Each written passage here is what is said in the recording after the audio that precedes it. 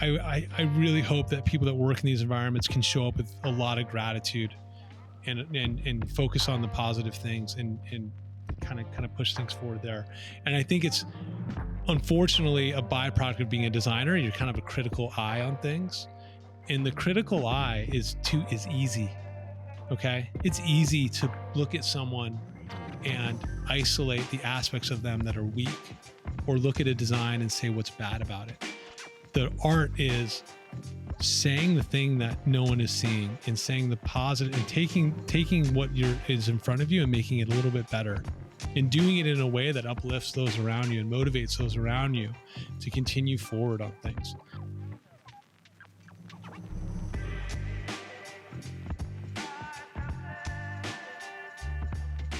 Welcome to The Creative Brief.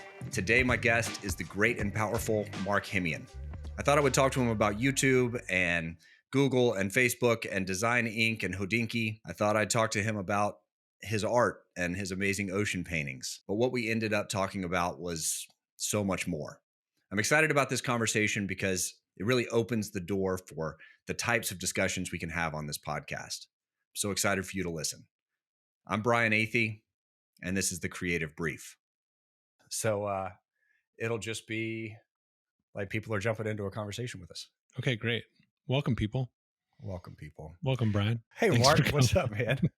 How are you? Appreciate that welcome. You're welcome. Man, I'm so excited to have you, and I feel like I'm getting used to your setup already. First off, it's beautiful. But second off, we've got the first continuity camera that is tracking you. And we're going to see how much you move in this podcast, I think. I move a lot. I'm nervous. I'll try to stay still. You are in my sound room. If I lean back, you can see instruments everywhere. I think that this is how I want my setup to be. I want to be able to move around and people see what's going on. Yeah. Well, thank you so much. I'm very grateful to be here. Hey, this is, it's funny. I did a little Twitter space last night and it was really fun. I forgot how fun it is to talk to people and connect and share stories and how invigorating it is. So grateful for the opportunity, man. I'm stoked to be here and just, let's have a conversation. We can talk about whatever you want, man. I jumped into spaces and I guess I jumped in without the proper context. I saw that you were sort of in this back and forth with what you thought was like an AI. Yeah. I thought Twitter. He was a fake, not real human. I thought someone had dug up a persona from early Apple history and had been feeding it information. And I thought that the tweets and the articles that this individual had created this kind of, he called himself the protege of Steve Jobs, and talking about the Aqua interface and all these things that were pretty legendary in the early 2000s.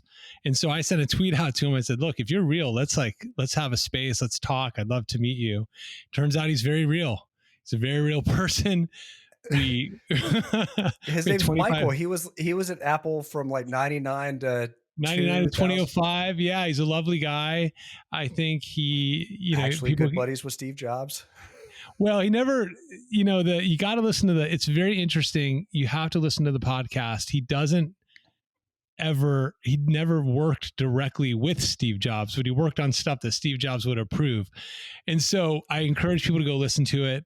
It's one of these things where I think we'll be talking about it for a long time and kind of pulling out what's maybe exaggerated, what's real. But he certainly is a person who's real, who was associated and worked at Apple from 99 to 2005.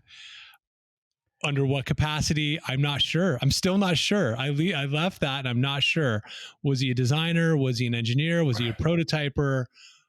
Was he a manager? I kind of don't know, but there was a softness to the interview that I didn't want to press too hard. You know what I mean?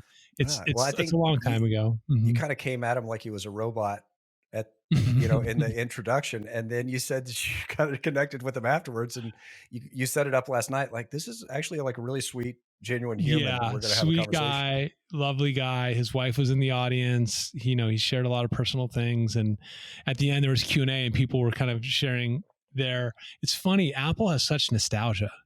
Apple, right. People, designers especially, they look to Apple as kind of their their flagship of what it means to be a designer. I think people have fantasies of being Johnny Ives and running in with a design to Steve Jobs. I'm like, look what I made, Steve. Bless me. The Church of Steve. Little do they know, I don't think working for Steve Jobs would be that fun. I think it'd be really, really hard. Don't you?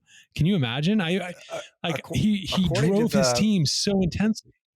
Yeah, the Walter Isaacson book, the movie that I think Aaron Sorkin was involved with it. Both of those paint him as a bit of a just aggressive slave driver. I mean, like, he worked his people until they were the best. He ground them into diamonds, you know? I used to live in Mountain View, and I took a woodworking class from this really lovely man named Philip Roybal. You can look him up. He was the VP of marketing in the early 80s at Apple. And he tells a story, I guess, when did they reveal the Macintosh? Was it 1984, I think, or something like that? I think so. They revealed it in the US. They revealed it in the US. Yeah, that woman who throws the hammer, the very classic 1984, Orwellian thing. And Philip, he's retired, so he's teaching woodworking. I don't know who he is. He's teaching me how to, plane wood and stuff. And I said, tell me a Steve Jobs story. And he goes, I got one for you. We just released this in the Mac in 84 in the US.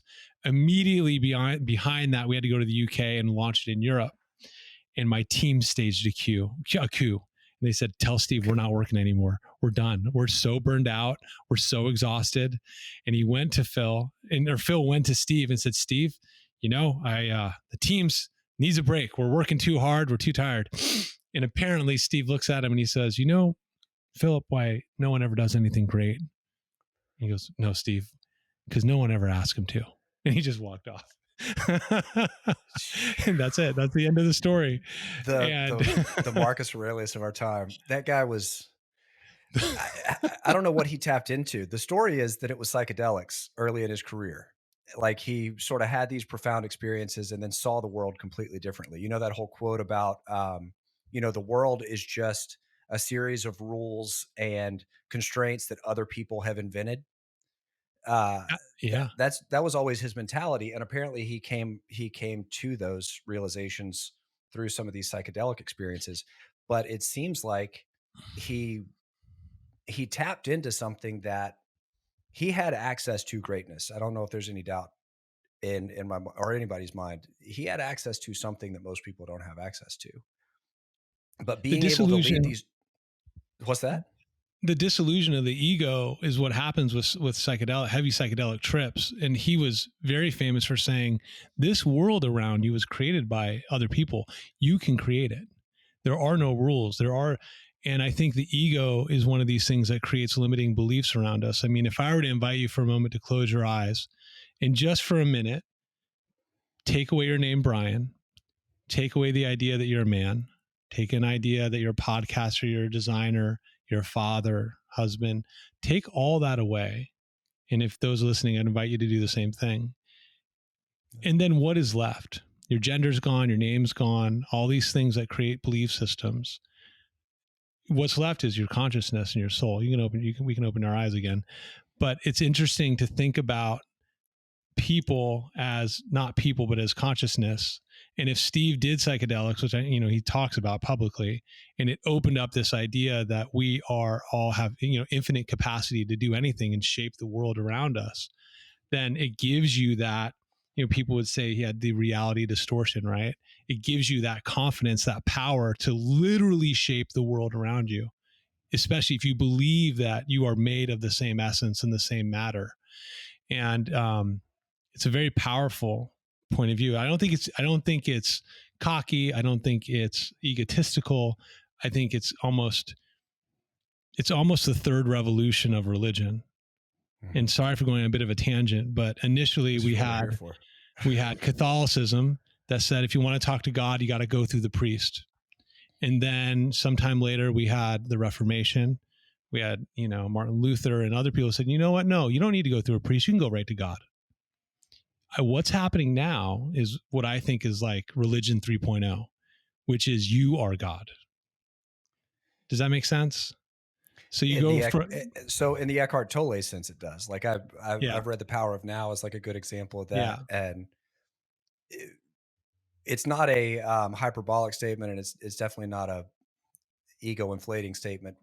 When you say you are God, you are part of everything, the eternal and the Yeah. infinite. And that Yeah. eternal and infinite is something that you can access every day. And most people put layers on top of Yeah. labels, titles, rules, regulations, all these things. And Yeah. it creates a whole society of stressed out Well, materialistic let's go a really specific example. You're a father, right? to three. Okay, great. I am too. I have 3 kids. Being a father has a certain amount of rules associated with it. One of those rules might be you should tuck your kids into bed every night, Mhm. right? Or you should sit around the dinner table with them, or you should, send them on to school. But let's take the tuck them into dinner example, or tuck them into dinner, tuck them into bed. As a father, if you don't tuck your kids into bed tonight or tomorrow night, and let's say you go 2 weeks because you're on a business trip or something, whatever the reason is, because you have a belief that you should be a father and a father should behave in a certain way, what can happen is if you don't believe in that certain way, you start feeling guilty. You start feeling shame, like, shit, I'm not a good dad because I'm not kissing my kids and hugging them goodnight, which, by the way, might be true. However, from like a philosophical perspective, that belief system can cause suffering and can cause pain. So I think it's important to kind of like look at all these labels we put on ourselves and be comfortable with sometimes removing those. Because I could go the other side and say, you're an entrepreneur, you're a podcaster, you're a visionary, you're a thought leader. And in those 2 weeks, oh my God, you let's say you went on a 2-week book tour, you released a book and you touched thousands of people's lives. From that belief system, you're amazing and you're helping and you're doing a great thing.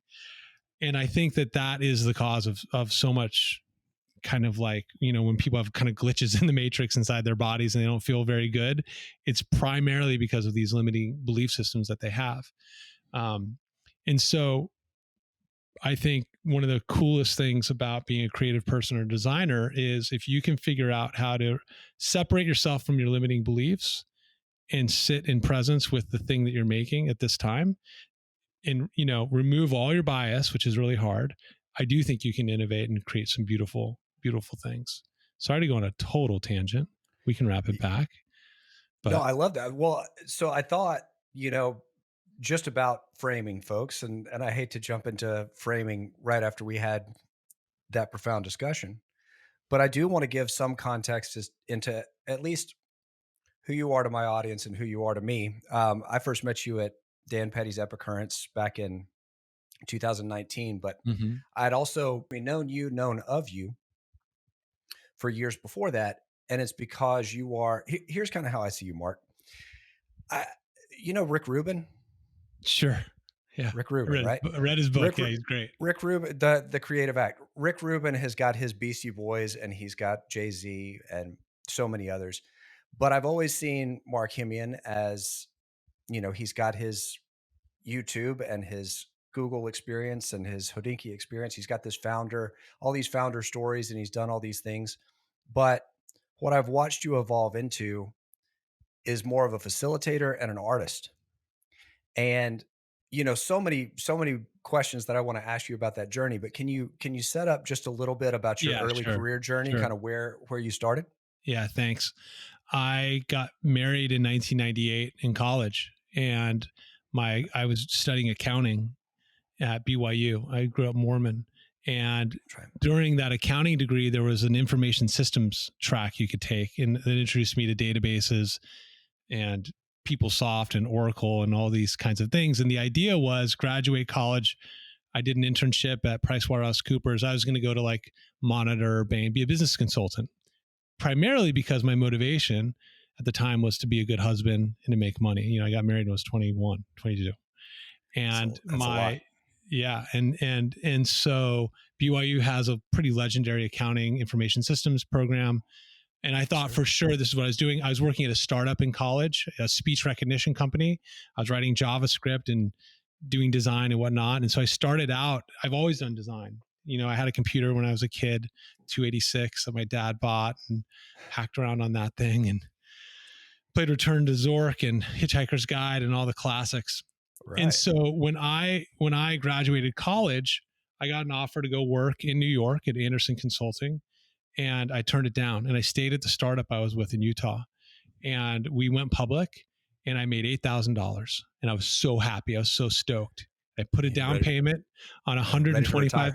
Yeah, ready to retire. Bought a house, $125,000 house, and we set up in Utah. 6 months later, on September 11th, 2001, the world changed. This was on the back heels of a .com crash. I lost my job. I went without pay for 6 months. And I sat there with my wife and a little baby that I just had. She was 1 month old. She was born a month before September 11th. I just like, well, shoot, I got to make money. And a friend of mine said, you should go run hospitals in California. So we packed our bags up, went to California, and I was a hospital administrator. In Northern California or Southern California? I lasted for 4 months because of the nature of it. Right there. It's a tough job. It's a tough job. But I thought the internet was dead. Okay. I thought in 2001, pets.com, the whole situation was dead, was gone. You and everybody else. Yeah. It was brutal. And I was like, so I started welding on the side. I got a job as a welder. And then I started doing a little freelance and started picking up some work just as, logos, whatever, little websites, etc. And so a long story short, I eventually found my way to making software again, starting a company with some brothers named two brothers, a company called Design by Humans, T-Fury. This led to some notoriety, I guess. Those companies kind of took off. Led me to Digg.com, built a thing at night called Flick, which is a movie review based on Twitter. So that got acquired by YouTube. And I would say like my Silicon Valley career didn't really start till Digg and YouTube, like 2008 to 2010. And then from there, once you're up in the Valley, it's really an incredible, it's a magical place. You can get involved in whatever you want to, right? And so from that, especially at that time. Yeah, it was a beautiful time. Developed a relationship with Kevin Rose. We left Google, raised some money. We would make a bunch of little apps. One was about wristwatches, turned into us merging with Hodinkee, raising more money. Kevin went to New York. Anyway, it's a long story, but for a good 15, 20 years there, was involved with a lot of different companies, started one of my own called Design Inc. too. And was known as a designer and a person who like could energize ideas. I don't know, people would come to me to like, whether it was like YouTube, it was kind of like starting.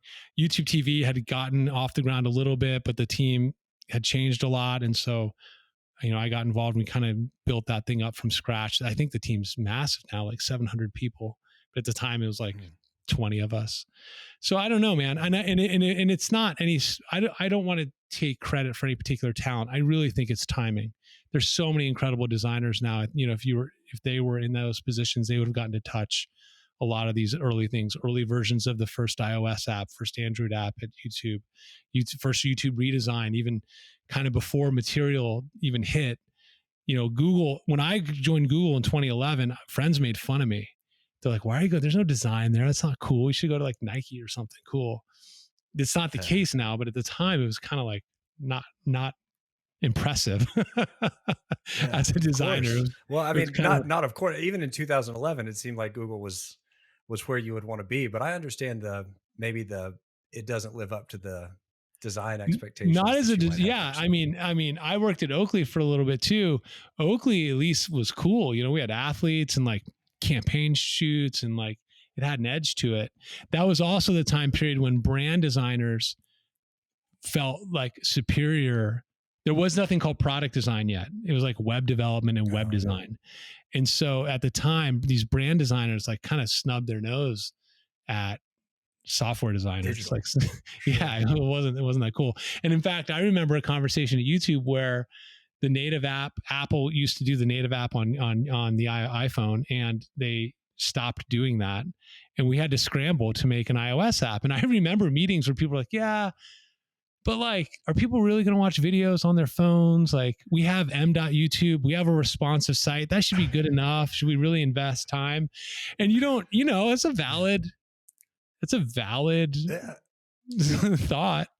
It's curiosity, at least. It's hard. I mean, everybody is going to Monday morning quarterback and say like, how could you not predict it? But at the Yeah. time, I mean, even responsive design wasn't a thing. You really did have to think about like, are we going to build something extra? Are we going to take the extra Yeah. time to do? We had a camera app where if you held it in profile version, it wouldn't let you shoot. It would say, please rotate your camera landscape, because of the bias of like vertical video is stupid.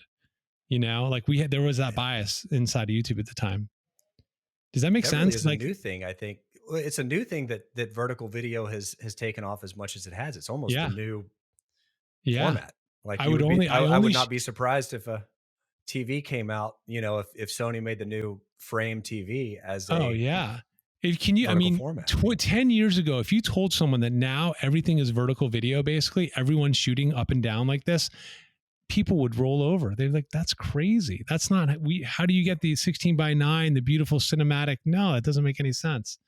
But, I've always had a hard time describing like my job and like what I've done, because I feel like a little bit like dark matter, which is in the universe and it measures things. It's out there, but it's hard to quantify. It's hard to quantify ideas. It's hard to quantify energy. It's hard to quantify. I think I have a personality type that connects a lot of different people together. And I don't know what that's worth. And I don't know how to put that in a portfolio. I also don't know how to speak to like, here's an idea and let's like, and somehow get the right people together and motivate with mock-ups and design, get it forward.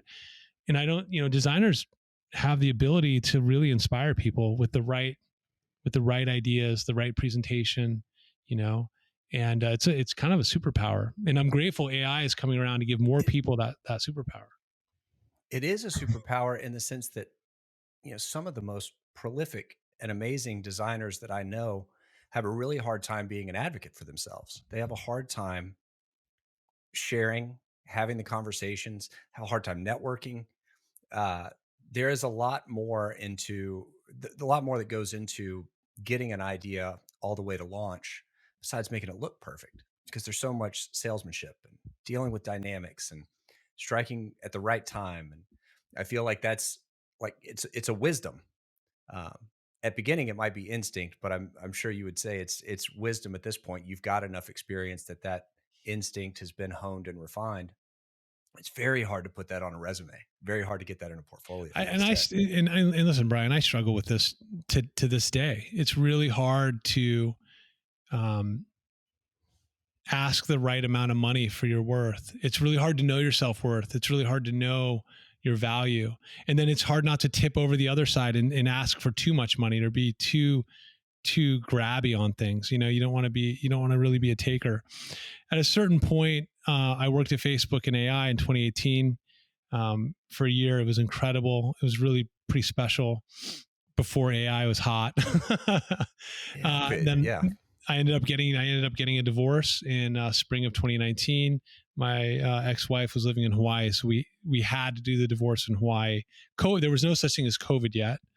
And so I went to Facebook. Were you in Hawaii too, or was just you in Hawaii? It's a complicated story.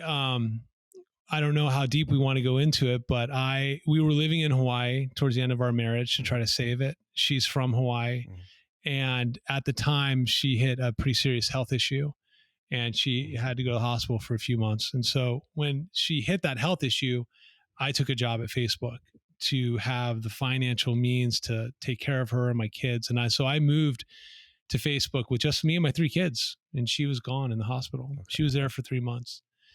When she got out, she was better, but she put some plane tickets on the table and said, I almost fucking died. I'm not living in Silicon Valley. This is not me. I'm going home. I'm going to Hawaii where my dad is, my sister, my cousins. That's where I'm living out my days. And I'm taking the kids with me. And so I had to lie to Facebook. And I worked at Facebook for another 8 months. And I moved into a spare bedroom in an aunt I had.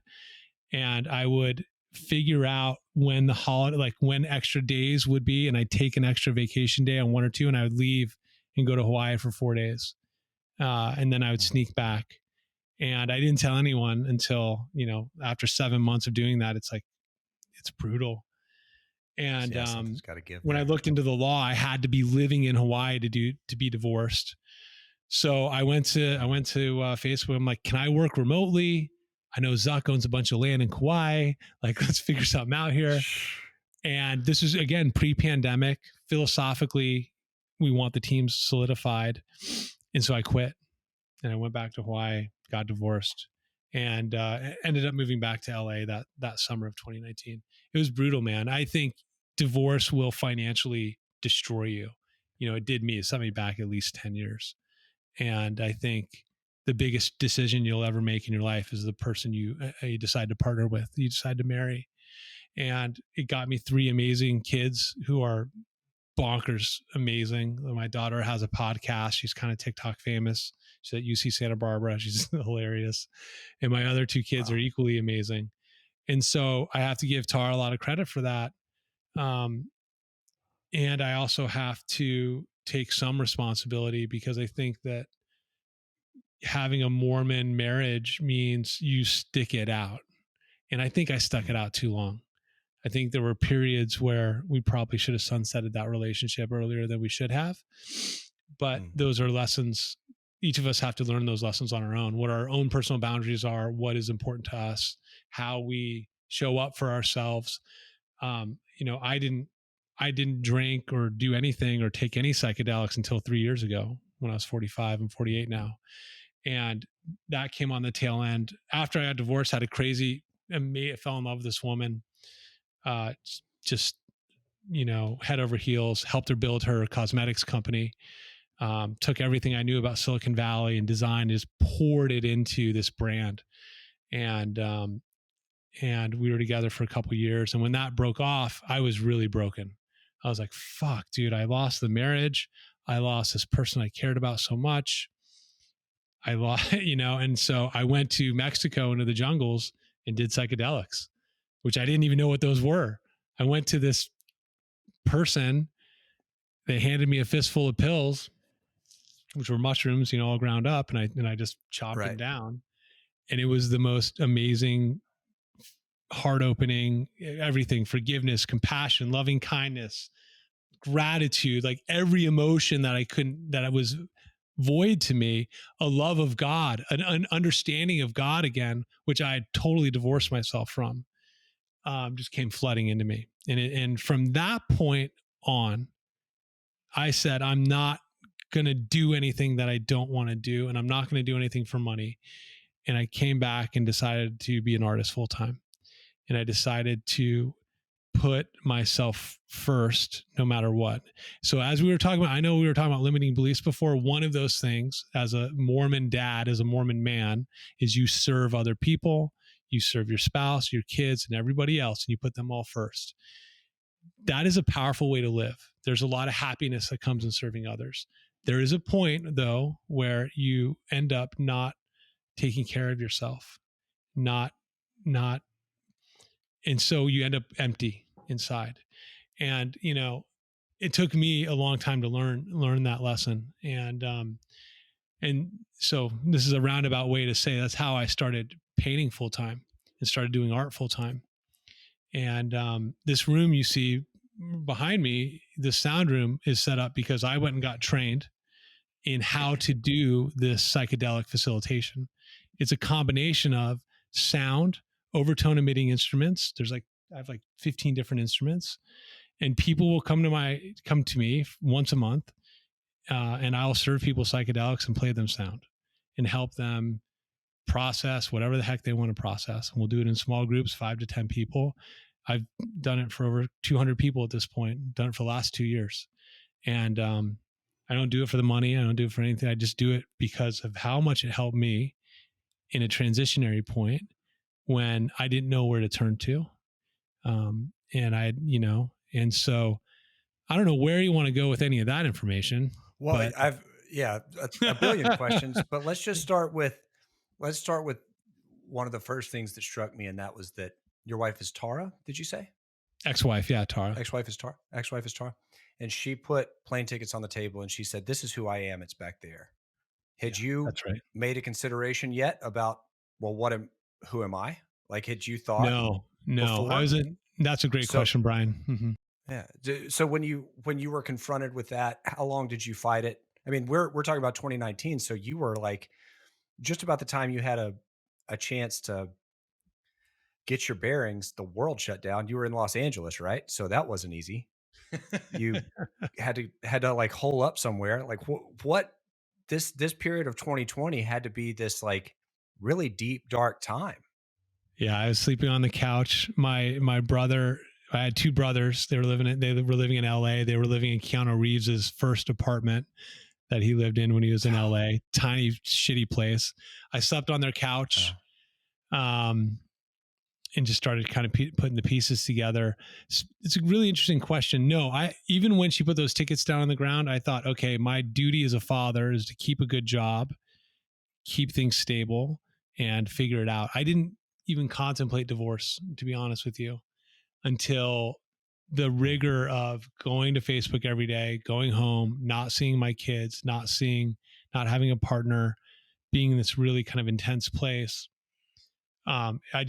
I don't know. I can only last 7 or 8 months. And then I was like, shoot, I'm not happy. Well, you were forced to see that all of your energy was going into maintaining a life Yeah, man. And I'll tell that you, wasn't I'm making you bummed. happy. I love that job. Those Facebook jobs they're great jobs. But like whatever people want to say on blind.com, you guys are fucking entitled. Shut up. You have incredible jobs. You're making 250K a year and you're getting another 200K in stock and you're working for brilliant people.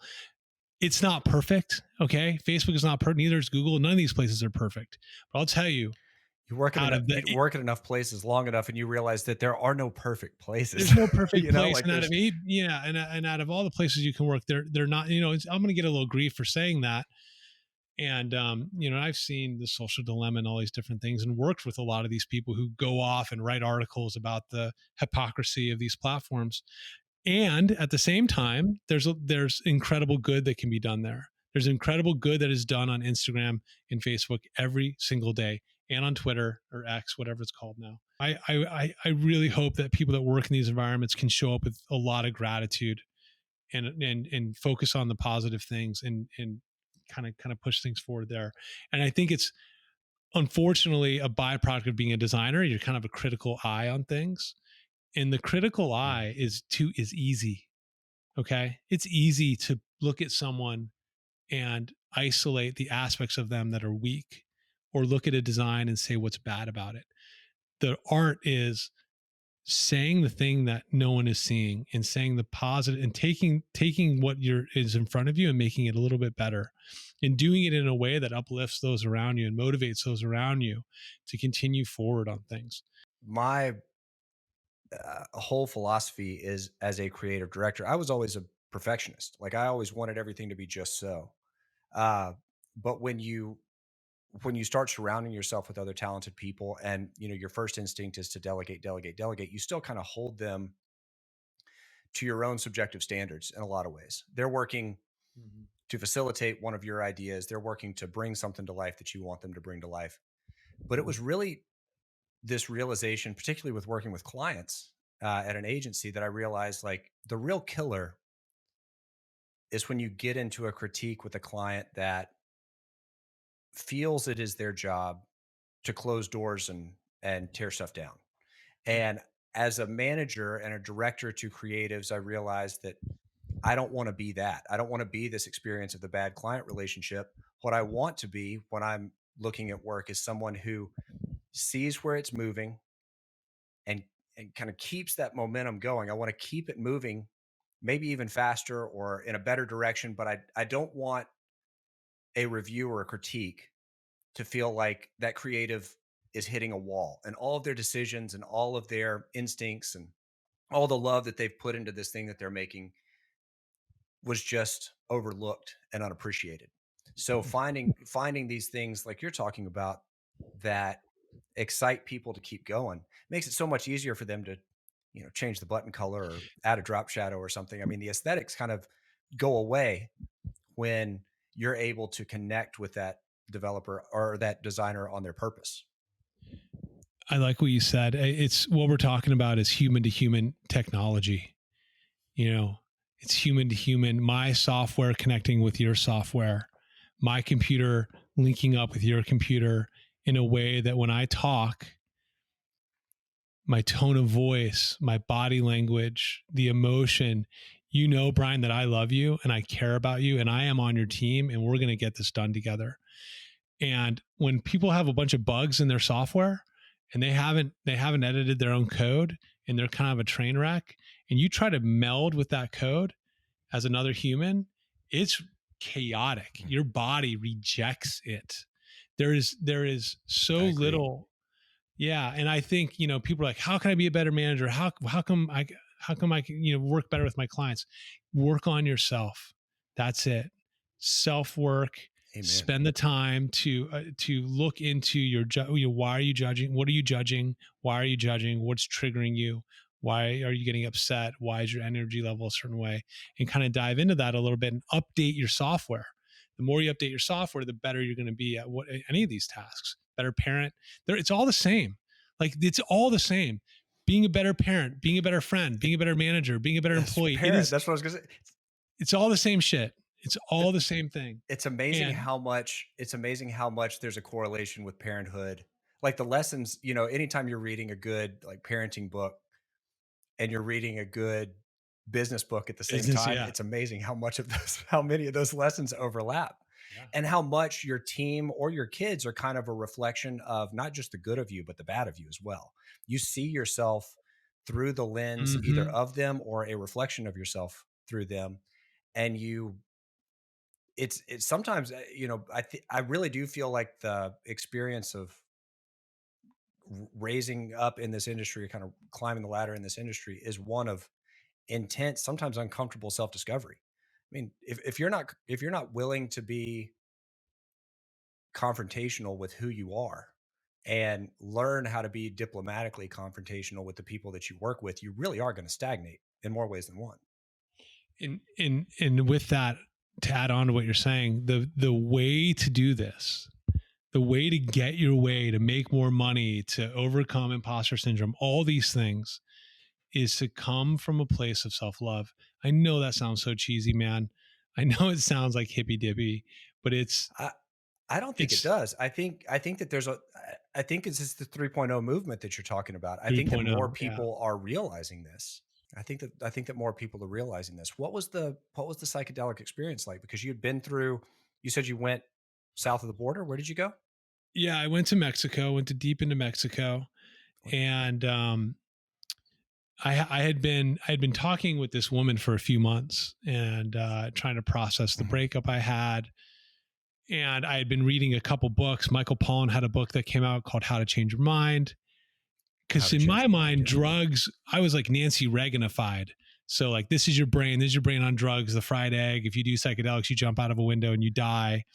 I had a lot of shame and guilt, you know, from being Mormon. In Mormonism, your body is a temple. If you mess with it, God's mad at you. And so I did like sit with like, why do I want to do this? What am I searching for? Also realizing that psychedelics are not a panacea. They're not a magic pill that change everything. They're not going to solve your problems like overnight or anything. They do three things. Psychedelics do three things. Number one, they show you who you really are. Okay. Number two, they teach you how to surrender. And when I mean surrender, what I mean is surrender to the tension of life. So for example, if you can increase the gap between action and your reaction just by a second or two, you're going to be a much more patient, kind, and loving person. Kids do something, they bug you, they smack your door while you're doing a podcast. 1,000. Hey guys, I'd appreciate it when I have the sign on, you don't knock on the door. Versus that immediate reaction, right? The bigger the gap, the more time that you can have between response, the deeper you've gone to self. Okay, so first one is know who you are. Second one is surrender. But the third one is probably the most important, is you see God, and you see that God is yourself. So if you are God, whatever that means to you, by the way, you know, even if you're atheist, call it energy, whatever, then you are responsible for all of this. You're responsible for anything that, whatever happens to you, your reactions, how you talk, how you think, how you speak, you are responsible for that. Yeah, things happen. Trauma is real, you know? There's terrible abuses and there's terrible things that happen to people that are very unfair. And what is also true is we must also then come from within as an individual sovereign person, pull whatever power we have inside of us to move forward in life. Depression is not caused by trauma, Brian. It's caused by loneliness. And loneliness is a byproduct of us isolating because we don't want to open ourselves up to other people because of the shame and the guilt and the things that we may feel. So specifically, when we're talking about fatherhood or work or managing or having a boss that we hate, increase our capacity to respond, increase our awareness of our own divinity. And then I promise you, you'll have the strength. The words will come. You'll know how to deal with that situation. Other opportunities will present themselves. Whether you believe in abundance or scarcity, you're right. Whether you believe there's tons of design jobs out there or not, you're right. Whether you believe you're worth a lot of money or not, you're right. And it's that real. It's that real. And so psychedelics, in a sense, give you the clarity of that kind of thought so that when you are sitting and you are literally feeling love, the sun is like blasting on my face right now. The sun's a good metaphor. I was going to say, I loved how the sun is like God I can just feel lit the you up warmth. as you're I can tell you how this feels. It feels warm. My skin's getting a little flush. But unless you're sitting here, you wouldn't know how this feels. I can tell you, but it's different. And so when you feel that internal love, when you haven't had it for yourself in a long time, psychedelics kind of force that feeling upon you. And because you're able to feel it for a few hours, you're now able to model it and pattern after it and seek it. Does that make sense? Overwhelming experience? Was this one of those where you talk about letting go and surrendering? And as I understand, there is sort of this, people are pretty dramatic in the way they describe that you have to go through. There's a journey you have to go through that's not necessarily comfortable sometimes. Let me say it this way. Yeah. So, Brian, let me say it this way. You speak 3 languages coming out of when you're about 2, you have 3. One of them is your language that we're using. We're using English. Okay. So there's a speech language that we all use. The other 2 that you have is the language of your eyes, of sight, and the language of your ears. What you hear in your ears tonally helps you understand if you're in danger or not, loud sounds, whatever. There's a lot of information that comes in through your ears. You're not able to control, you don't have eyelashes on your ears. You can't close them. They're just open. And so you're constantly processing the auditory information and, music. That's why music is so universal. You don't have to speak. You just do automatically. The other language of sight, colors, information, you're seeing light reflect off my skin and off my body. That's the only reason you're seeing anything here. But that is also its own information, its own story. With psychedelics, you're getting this visual imagery that is so conceptual. And that is the only way to pack in so much information. Because I'm talking to you right now and I can only talk so fast. I can only give you so much information. 5 senses and only so much dimensionality you can pick up on, but there's so much beyond it. So when I have sound going, so that's why we do sound with the psychedelics. So we're doing the audio, the visual, everything. And you are literally opening up your meat computer and tapping in and upgrading your software in a way that you could do over a few years, but it's much faster this way. What were do you mind talking about maybe some of the revelations that you came to? Man. Like, what were you taught? It's some people believe there's like a spirit in the mushroom, or there's grandmother ayahuasca, or different things. And that may be true, may not be true, but what I was taught was a conversation with my my subconscious, specifically the understanding, and it's just so simple, but just the understanding that I and my children and you and everyone around us are the same thing. We're all related. We're all connected. And I know that sounds like a little simple, but I actually felt that. So imagine laying in your bed at night, and your intention for this podcast is like Andrew Huberman level exposure. And you just want this, like, next level. And so you're sitting in bed and you start dreaming about this, you start thinking about this. And imagine a pulse of energy going out from your bedroom. Maybe it's 50 feet, maybe it's a mile, maybe it's 1,000 miles, because of the energy and the intention you're putting behind that. And you're like, I don't know. I think I'm charismatic and I have a good personality and I have a message to say and I want to monetize this thing and provide for my family, and just get wrapped up into it. And you start going, there is no limit to the size of your self-conscious. It can go over to China for all I know. It can touch someone over there right now. And that's why I think ideas are also alive. So if an idea falls on you and it falls, that's why we see apps all the time that look the same. We don't own the ideas. They land on our shoulders and they sit with us and they say, hey, Brian, are you going to do this podcast or not? If you hadn't done this, I promise you there would have been another one, like same format, same general idea, because it landed on you and it said, Brian, I want you to channel this and get it out there. Art is the same way. Design is the same way. And that's why it's very important, if you're a person that is open to these kinds of things, to be a maker, to become a channel. Okay. That, and this is another thing psychedelics teach, is that you are a channel for energy and information and ideas, and to open that up and get out of the way. Get out of the way. The idea is alive. It wants to come through you and it wants to do its thing. Your podcast is already written. Your next 500 stars or whoever's coming on, how it's going to work, the sponsorship, whatnot. I don't know. Maybe you're going to be making $10 million a year from this. I don't fucking know. But the idea does, and it's already going. And so as long as you can get out of the way and stay open to that, it'll work out. I'm going to tell you something really crazy. Brian, I'm going to tell you something really crazy. Mark. I made $1 million a year last year on art, which doesn't make any sense. I was going to ask you. Do you know how that happened? It did not happen it did not happen through my choice. It did not happen through my choice, and it did not happen through my oil painting.